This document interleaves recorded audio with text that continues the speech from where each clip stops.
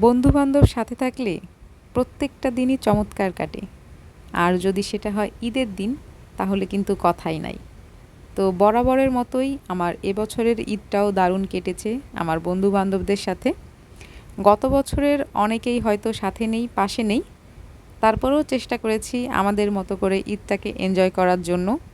তো সকাল সকাল রেডি হয়ে আমরা ৩ বন্ধু বেরিয়ে পড়লাম আমাদের আরেক বন্ধুর বাসার উদ্দেশ্যে এবং তাদের বাসা থেকে খাওয়া-দাওয়া করে ৩ জনে রিকশায় ঘোরাঘুরি করছি।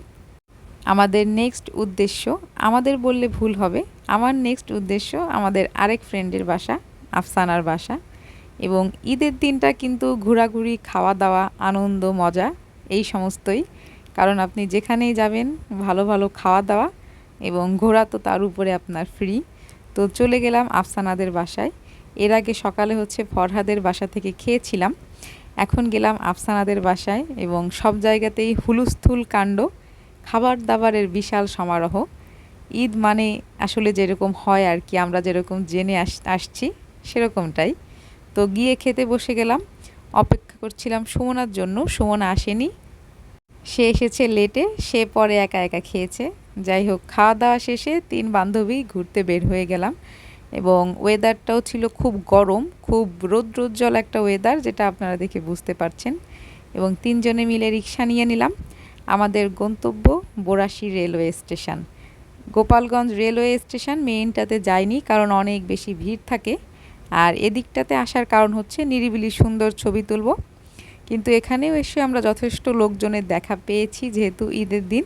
কিন্তু প্রকৃতি অনেক সুন্দর, এখানকার পরিবেশ অনেক সুন্দর। এর জন্য ৩ জনে মিলে একটু রিল্যাক্স করার উদ্দেশ্যে আমরা চলে এসেছি রেলওয়ে স্টেশন বোরাশীতে।